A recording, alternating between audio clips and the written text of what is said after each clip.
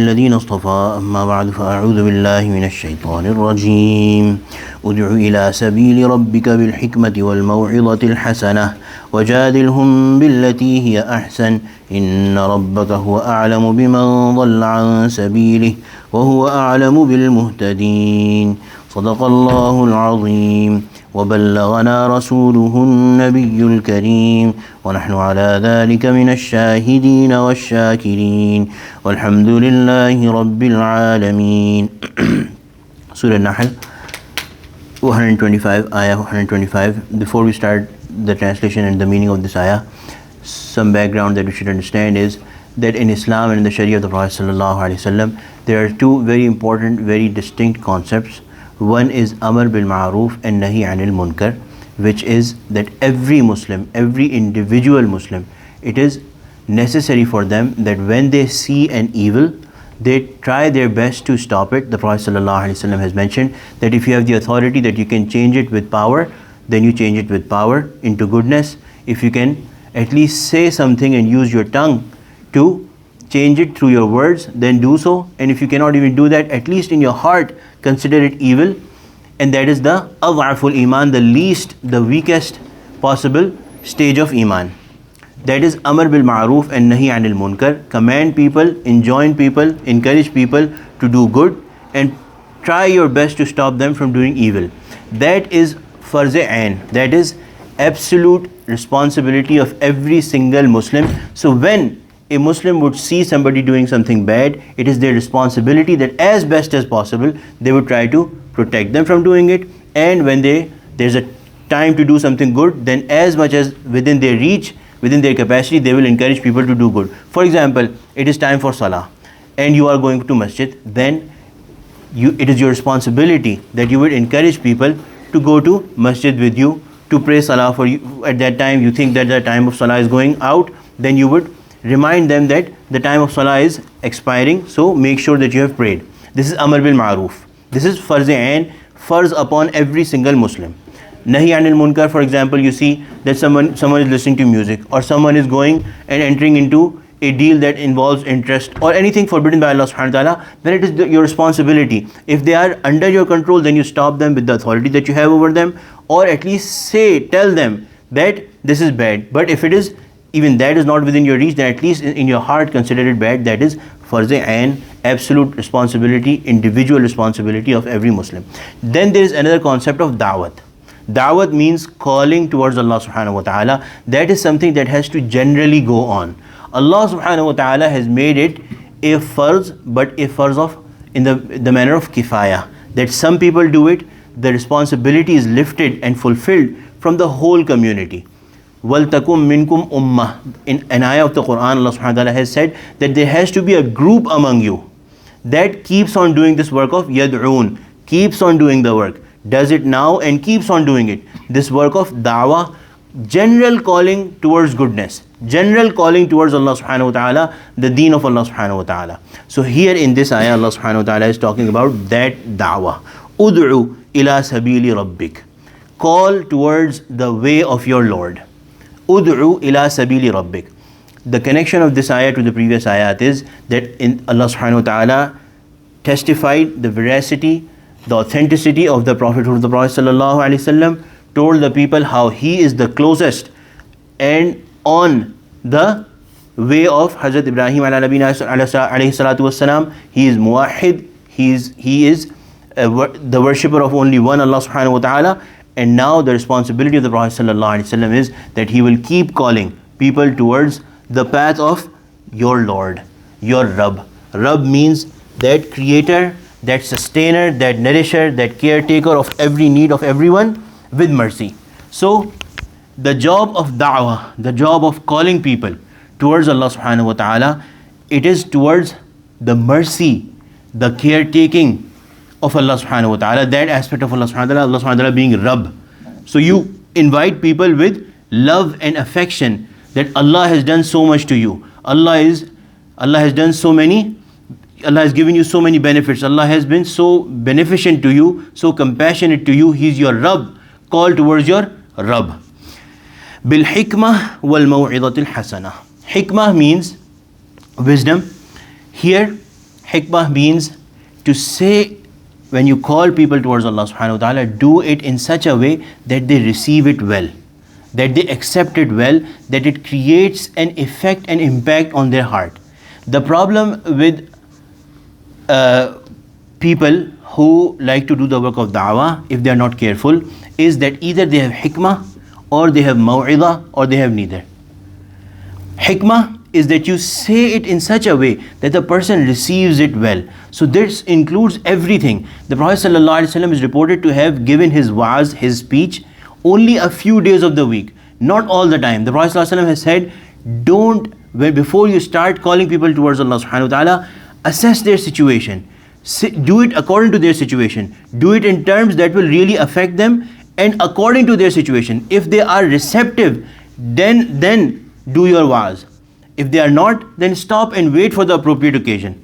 So hikmah is, do it with wisdom. Wal maw'idatil hasana. Maw'idah means with a lot of goodwill, sincere good wish and mercy for the people in your heart. If you don't have that, then your calling towards Allah subhanahu wa ta'ala will turn into something really evil, which is that you are trying to show off and prove that I am better than you, or I am closer to Allah than you, or I know more than you. I am somebody and you are nobody, na'udhu billah, which is a great act of arrogance in the eyes of Allah subhanahu wa ta'ala, very despicable.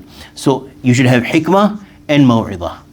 And maw'idatil hasana, that kind of when you call people towards Allah subhanahu wa ta'ala, and you have the goodness, you have their goodwill at heart, do it, and do it in such a manner that the things, the facts that you present to them, or the argument, not by way of fighting, but the logical facts that you present to them, they should be relatable. They should be, for them, you come at their level and do it in such a way that you prove and you give them irrefutable logic. Things that are easy to understand and hard to negate. That is maw'idatil hasana. وَجَادِلْهُمْ بِالَّتِي هِيَ أَحْسَنُ. If it comes to that you have to argue with them, there is a friction, then do it in such a way which is ahsan. What does that mean? Number one, there should not arise a need for that. When it does, then if you have to argue with them, you should not lose your high manners.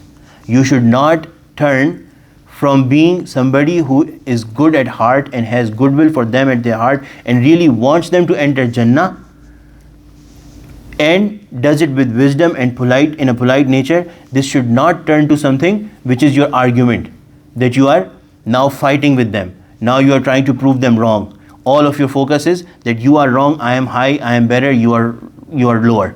This is when it comes that you have to do an argument with them. Even then, do it in a very beautiful way. No bad manners, no calling of names, no considering anyone inferior. Inna rabbaka huwa a'lamu biman dhalla an sabili. For sure, your Lord, your Rabb, He is a'lam, He knows better. Biman dhalla an sabili wa huwa a'lamu bil muhtadin.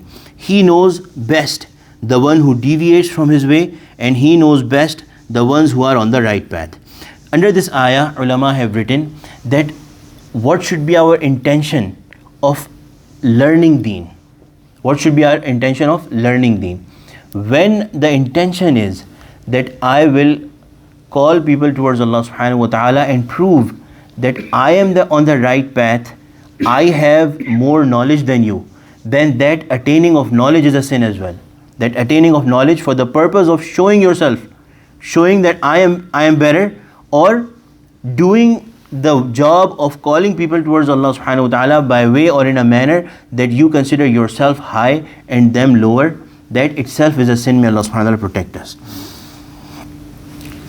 وَإِنْ عَاقَبْتُمْ فَعَاقِبُوا بِمِثْلِ مَا عُوقِبْتُمْ بِهِ. Another great principle, that if you were to harm them in retaliation. So the connection here is that sometimes even with calling people with all the goodness and all the wisdom, and some people are such that they still fight you and they come back at you and they attack you. And this is what happened with the Prophet ﷺ as well. The specific background of this ayah is that in the battle of Uhud, the kuffar, the mushrikeen of Makkah, they attacked Medina, and 70 of the great, pious, high caliber Sahaba were martyred in that battle. When those bodies were being brought before the Prophet ﷺ, those who had fallen on the day of Uhud, martyrs of Uhud, shuhada of Uhud, the Prophet ﷺ also saw his beloved uncle, who was really close friend of the Prophet ﷺ, Hazrat Sayyidu Shuhada, Hazrat Hamza radiallahu anh, and his body was massacred. His nose was cut, his ears were cut, and the kuffar, they had really taken their revenge, because he was a very noble man, and him going into the fold of Islam had, in their opinion, really hurt the kuffar. So they really took their revenge on Hazrat Hamza radiallahu anh. When the Prophet ﷺ saw his dear friend and his dear close uncle, he, in his passion, in that moment, he swore, he made an oath that by Allah, I will take such revenge on 70 of them. What they did to my beloved uncle, I will do so to the 70 of them. Allah subhanahu wa ta'ala sent down this ayah that even if you have to take revenge, فَعَاقِبُوا بِمِثْلِ مَا عُوقِبْتُمْ بِهِ, you can only take revenge only equal to what they have done, like what they have done to you. وَلَئِن صَبَرْتُمْ, but if you are patient, لَهُوَ خَيْرٌ لِلصَّابِرِينَ, it is the best for the ones who are being patient. So when you think that somebody is not taking revenge and holding themselves back and doing sabr, the first thought that comes to mind is that the person who is on the other side is lucky that he is not executing his revenge on you. Allah subhanahu wa ta'ala is saying the totally different thing. لَهُوَ خَيْرٌ لِلصَّابِرِينَ, the one who is doing patience, it is actually better for the one who is doing patience himself. And listening to this, the Prophet ﷺ said, then we will stick firm to patience. The Prophet ﷺ right then, this is what we are supposed to be as well. However much passion we may have, when we know that this is the command of Allah subhanahu wa ta'ala, or this is what Allah likes for us. Allah is giving the Prophet ﷺ the permission to take revenge, but still clearly saying that if you are patient, that is better for those who are patient. The Prophet ﷺ says, then we will stick to patience. And this is what the Prophet ﷺ did on the day of the conquest of the victory of Makkah. The Prophet ﷺ had these people totally under his control. He could have slaughtered all of them, but he said, La tasriba alaykumul yawm, let alone take revenge. We will not even mention what you did to us. We will not even accuse you or say anything about what you have done to us in the past. Wasbir wama sabruka illa billah. Allah subhanahu wa ta'ala is saying to the Prophet ﷺ, be patient, have sabr, because sabr is not from anywhere except from Allah subhanahu wa ta'ala. So that means that the act of revenge is not from Allah subhanahu wa ta'ala. Sabr is from Allah subhanahu wa ta'ala. Patience is from Allah subhanahu wa ta'ala. وَلَا تَحْزَنْ عَلَيْهِمْ وَلَا تَكُ فِي ضَيْقٍ مِمَّا يَمْكُرُونَ وَلَا تَكُ فِي ضَيْقٍ مِمَّا يَمْكُرُونَ. Be patient, your patience is bestowed by none except Allah, and do not grieve over them, and do not be in distress for what they devise. So these people, what they are doing, after you have done their job of calling them with wisdom and goodwill at heart in the best possible manner, in the most strongest logic, then if they still choose to turn away, then you are not responsible for taking them into Jannah. Your job as a Nabi, as a Prophet, is to only deliver. And do not hold, do not feel any burden for the plans that they are making. Allah is going to take care of those. Inna Allaha ma'al ladina attaqaw. Allah subhanahu wa ta'ala, for sure, without doubt, Allah is with those who fear Allah subhanahu wa ta'ala. Walladina hum muhsinun, and those who are good, who adopt goodness in their ways. So those people who have fear of Allah subhanahu wa ta'ala in their heart, and respect of Allah subhanahu wa ta'ala in their heart, and because of that fear and respect, what do? They deal nicely with people. No matter if people even hurt them, cause them pain, they still come back with them with their nicest manners. The Prophet ﷺ has said that I have been commanded by Allah subhanahu wa ta'ala that whoever withholds from me, I give to them. Whoever cuts ties with me, I join ties with them. Whoever does bad to me, I forgive them. So these are the beautiful akhlaq of the Prophet ﷺ. They are the best. They are the best in inspiring people towards Allah subhanahu wa ta'ala and the path of Allah subhanahu wa ta'ala, which is the work of da'wah. رَبَّنَا تَقَبَّلْ مِنَّا إِنَّكَ أَنْتَ السَّمِيعُ الْعَلِيمُ وَتُبْ عَلَيْنَا إِنَّكَ أَنْتَ التَّوَّابُ الرَّحِيمُ. Surah Nahl is alhamdulillah complete. Next time inshallah we'll start the 15 juz, the Surah Isra. رَبِّ اغْفِرْ وَارْحَمْ وَأَنْتَ خَيْرُ الرَّاحِمِينَ رَبَّنَا تَقَبَّلْ مِنَّا إِنَّكَ أَنْتَ السَّمِيعُ الْعَلِيمُ وَتُبْ عَلَيْنَا إِنَّكَ أَنْتَ التَّوَّابُ الرَّحِيمُ. وصلى الله تعالى على خير خلقه سيدنا مولانا محمد وعلى آله وصحبه أجمعين. آمين برحمتك يا أرحم الراحمين.